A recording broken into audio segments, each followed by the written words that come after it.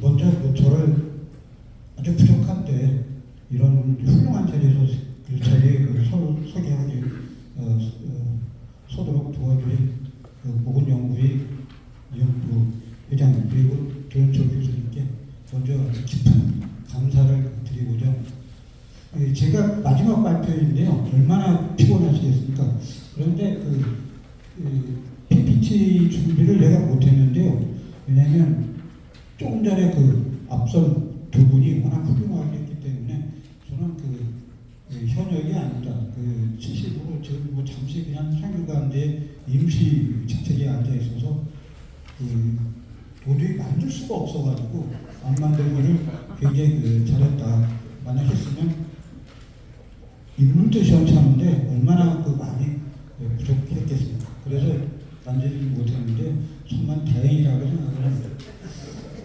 이번 20대 외국 대책도 조금 전에 발표하신 그런 어떤 중국, 그 다음에 문명, 이거에 비교해보면 매우 하부적인 주제라 얼마나 피곤하시겠습니까? 여러분. 그러면 푹 쉬실 분들은 쉬셔도 큰 문제가 없을 것 같다. 별로 먼저의 어떤 주제에 비해서 이렇게 훌륭한 건 아니니까 그냥 흘러가는 또 마지막으로 그냥 묵직한다 이렇게만 알아두셨으면 좋겠습니다. 제가 어떤 일본 이식과 외국 대책에서 제일 중요한 말은 여기 들었는데요. 묵은 이색은 고려에서 정순고로 완전 규칙이 활약했던 대표적인 문인이고 학자이면서 동시에 정치가였다. 이 세 개가 굉장히 중요한데요. 뭐냐면 그의 견해나 사고들이 한 시대의 한 지식인의 어떤 시대를 앞서간 성취물이 아니라 현실에 작용하고 반영되면서 사회를 바꾸는 데 기여했다. 저는 그렇게 생각하고 있습니다.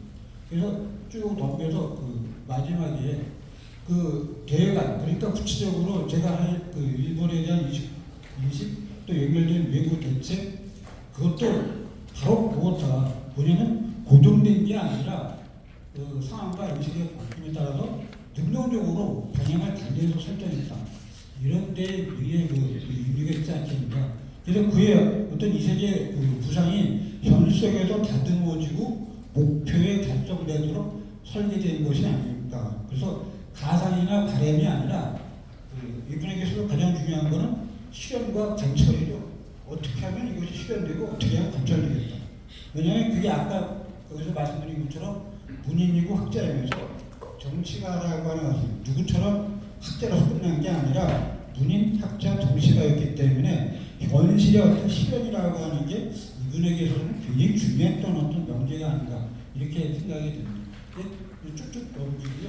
이거 다 이제 여기 나왔기 때문에 읽어보시면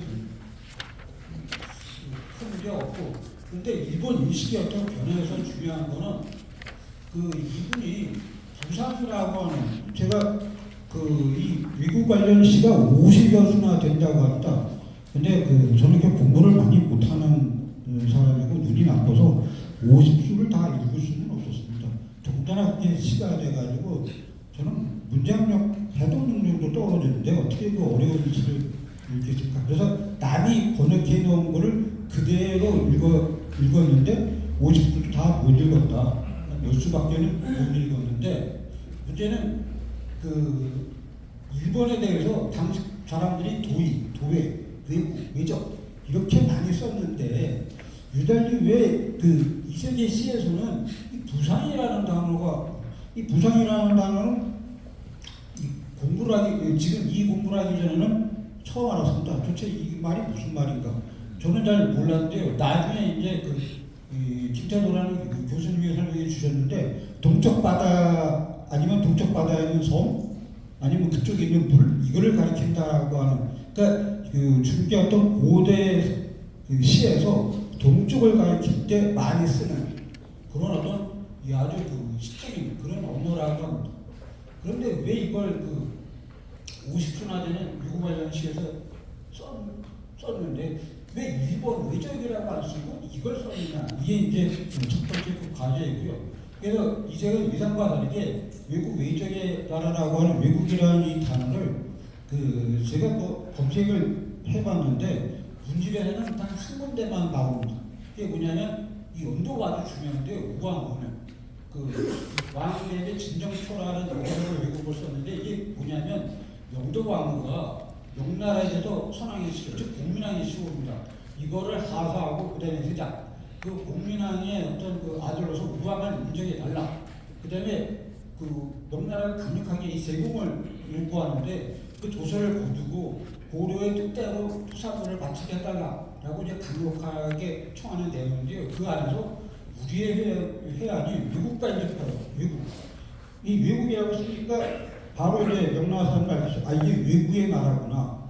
그래서 그 외국들이 우리를 괴롭혀가지고 즉 우리는 정신이 없고 나라에 산물이 없기 때문에 당신들에게 줄 것이 없다. 그러니 제발 봐달라. 이런 뜻으로 여기에 하나만 딱 쓰고 나머지는 전부 다 이런 외국이라는 말을 안 쓰고 외국이라는 비하하는 표현 대신 부상 또는 부상국 이런 따위처럼 고대 문헌에 나오는 말인데 동쪽 바다 해 뜨는 곳 아득히 먼 곳.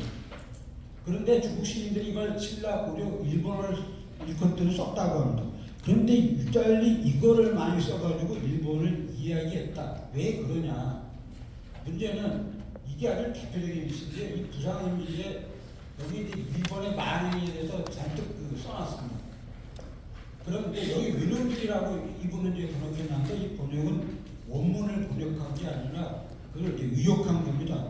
여기에서 나온 말이 이 외놈을 가리킨 게 아니에요. 실제 원문에는 여기 보시는 것처럼 외놈이라는 뜻이 보이지 않아요. 그 외자를 여기서 쓰지 않았다. 그런데 내용은 뭐냐? 외국의 천탕. 그런데 왜 안 썼냐?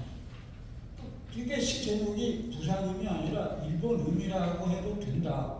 안 썼다는 얘기죠. 왜 안 썼느냐? 이게 이제 그 문제인데요. 여기에는 이 일본이나 외국이라고 표기지 않고 부상이라고 하는 이 모호한 단어를 쓴 그 이유가 뭐냐? 그거는 그 외국의 침입을 그 당시 고려 혼자 감당하기 곤란했기 때문이 아니에요. 이게 그 우왕 3년에 외국이라는 말을 딱 한 번 쓴 것과 관계가 깊은데요. 그러니까 이 당시 고려의 희망으로는 외구를 쳐내기가 어렵다. 그렇다면 외구를 치기 위해서 누구의 도움이 필요하냐? 원나라의 도움이 필요한데 원나라도 지금 상태가 안 좋아가지고 곤란하다. 그러면 누가 그 도움을 줄 수 있겠습니까? 일본의 중앙정부다. 그래서 일본의 중앙정부의 어떤 비율을 거슬리지 않으려면 외구라든가 일본이라는 단어를 보면 부상이라고 하는 어떤 이런 은유적인 표현이 훨씬 좋지 않았겠는가. 바로 그 내용입니다. 외구의 어떤 이 난동을 갖다가 이 고려 자체 힘만으로는 감당하기 어려우니까 그 일본의 정부를 설득하기 위해서는 직접적으로 지칭하는 것보다 이런 노여함을 표현하면서 우리가 이렇게 너희 때문에 고생하고 있으니 정신 차려라. 그래서 50수가 쓰게 된 거는 아마도 그 자신의 어떤 시가 이 동아시아 전체에도 아마 영향을 줄 것이다. 특히 내 시를 일본 사람들이 볼 것이다라고 아마 하는 그런 전제하에서 이 부상이라는 어떤 단어를 쓰지 않았나. 그러니까 내 시가 일본에도 먹힌다. 이런 어떤 자신감 때문에 아마 쓰지 않을까라고 이제 최근에는 생각해 보고 있습니다. 그래서 이 완벽하게 이 일본의 해적인 그 외국을 타도하기 전까지는 외국이라는 명칭을 굳이 쓸 필요가 있지 않다. 그래서 외국 외적의 근절을 위해서는 일본 측 협력이 필요하다. 그리고 굳이 일본은 요즘 어떤 사람이 어떤 정치가가 죽창가를 높이는 이런 이야기도 하는데 이분은 그걸 피하고 대신 어떻게 하면 일본의 대표를 만들 수 있겠는가. 그런데 아까 물론에 또 맞습니다. 그래서 나중에 이제 이 여일관계 순망 치열 관계론이라고 하는 제가 이야기한 건 아니고요. 통신대 한국 통신대 이용 교수님이 말씀하신 건데 그게 굉장히 좋기 때문에 갖고 왔습니다. 그 내용은 굉장히 복잡한데 그건 여러 선생님이 한번 그 논문을 찾아보시는 게 좋을 것 같아요. 그래서 그럼 뭐냐? 너희들이 만약 외구를 갖다가 막지 못해서 우리가 만약 명나라에 항복을 하게 된다면 과거 100년 전처럼 그 고려와 명이 합작해서 너희 일본을 칠지도 모른다. 그래서 한번 당해볼래? 이게 이제 아마 그 일본 지식인들에게 주는 아마 이야기였던 것 같습니다. 그 내용입니다. 계속해서 이제 그 일본에 대한 어떤 경계를 보이는데, 그러면 왜 이런 일이 벌어졌냐? 그 배경은 바로 공민왕 17년입니다. 원이 쫓겨나고 명이 대신했다는 소식이 전해들었는데, 저는 이 우왕 19년 아니 17년 이거는 그 밖에서의 어떤 이색을 지탱하는 커다란 기둥이 무너졌다고 생각하는데, 그러니까 원이 이렇게 빨리 망할 줄 몰랐죠. 즉 원과 고려가 힘을 합쳐가지고 강력해졌을 때 일본을 통제할 수 있다. 이게 이제 이세계 구성에서는 굉장히 중요한 거고, 또 하나 이제 이세계의 결정적인 타격이 23년에 이제 국민왕이 안달되는데, 그럼 이제 이세계의 뜻을 표현할 수 있는 고려의 강력한 카리스마 지도자가 사라져버린 게, 그러니까 국민왕 17년 그다음에 23년은 국민왕뿐만 아니라 고려뿐만 아니라 이세계에게는 아마 인생의 결정적인 파악이 왔다라고 생각합니다. 그러니까 이세계를 지탱하는 밖에서의 축이 무너지고 안에서는 국민왕이라고 하는 카리스마가 무너졌기 때문에 이세계는 자기의 뜻을 펼치기가 어려워집니다. 그 이유를 어떻게 됐냐? 세상이 불안해지는 거죠. 명나라가 계속 고려에 석박을 하니까, 그러면 외국인 침략이 계속되니까 불안하기 때문에 고려 국민들은 당연히 최영이나 이성계 같은 탁월한 무장에게 힘을 채워줄 수밖에 없습니다. 그래서 시대가 인간을 만드는데 아마 이세에게는 그 17년, 23년이 인생의 거의 끝장이 나는 해보라고 해도 과언이 아닐 것이다. 그 이유는 힘을 펼 수가 없어. 이 세상이 달라질 수밖에 없는 그런 겁니다. 계속해서 이제 이 명은 강력하게 이제 고려를 위협하기 시작을 하는 거죠. 거기다가 카리스마 있는 국민왕이 이제 암산했기 때문에 견디기가 굉장히 어려웠다. 그래서 어떻게 하면 일본을 설득할 수밖에 없느냐? 일본을 설득하는 논리가 뭘까? 그것이 이제 아까 도윤철 교수님이 얘기한 화이어, 즉 원이 이적에서 중화세계로 바뀌는 것처럼 일본도 어떻게 하면 이 오랑캐적인 그런 마인드를 이 문명인적인 마인드로 바꿔놓을 수 있겠는가? 이게 이제 이세계 최대의 고민이었는데 그게 쉽게 해결되겠습니까? 그래서 이제 어려운 거죠. 그래서 시대가 인간을 만드는 것 같습니다.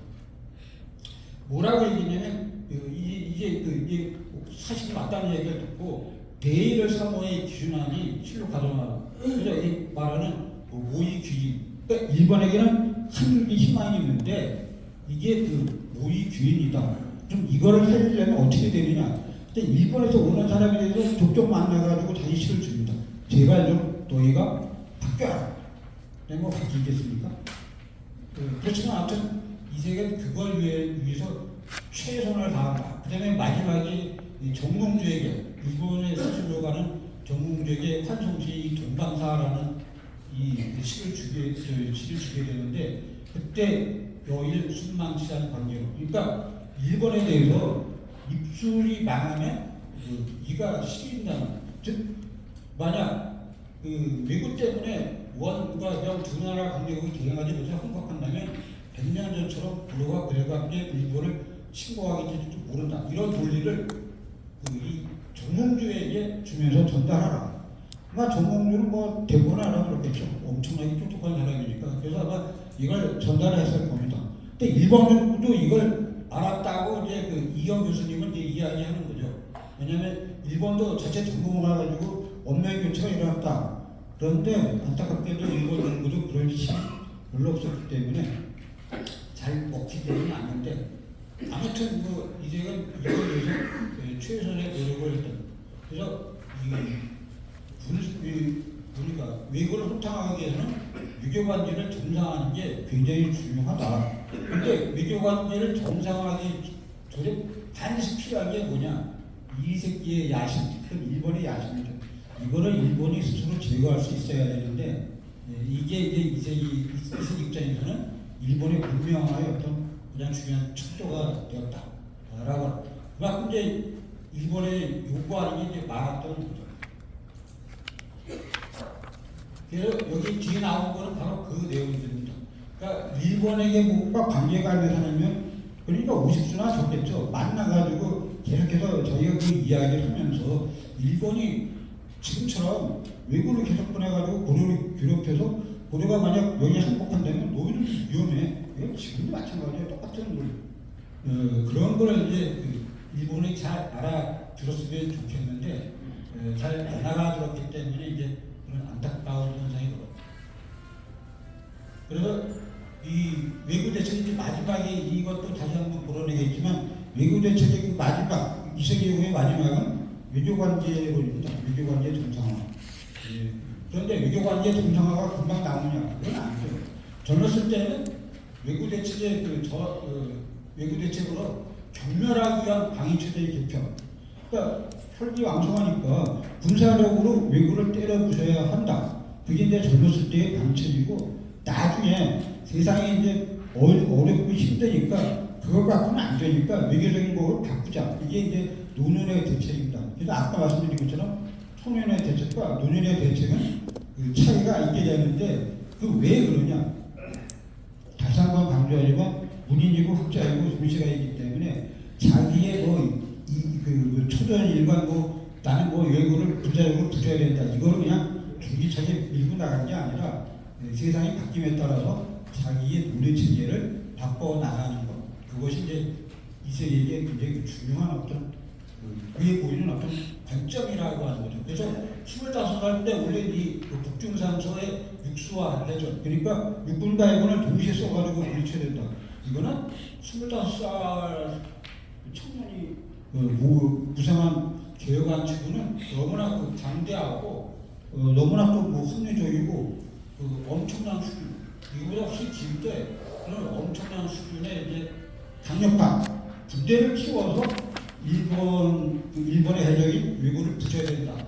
이러한 이제 주장을 하게 되는데 특히 바닷가에 살았기 때문에 수군 동원해야 된다라고 하는 게 굉장히 뭡니까? 현실적인 방안으로 이제 나오게 된다라고 이제 말씀을 드릴 수가 있고 그런데 외국 대책 바로 앞에서 토지 개헌, 토지 문제가 해결되지 않으면 아까 이제 김기현 총장님도 말씀하셨지만 토지 문제가 해결되지 않으면 외부 대책도 안 되는 거예요. 그래서 제1조 토지 문제가 돼가지고 국내 안정이 되고 그다음에 이제 국방력 강화가 이루어져야 되는데 그러니까 25살에 만든 북중상소에는 먼저 토지 개혁, 그다음에 군제 개혁 이게 이제 순서대로 들어가 있으면서 지칠하게 정리가 된다라고 하는 게 이제 특징인데 그래서 이 토지 문제가 왜 안 되느냐? 토지 문제가 해결되지 않았기 때문에 일단 먹고 살아야 그다음에 국방력을 갖다가 어떻게 해볼 텐데 이게 안 되는 거는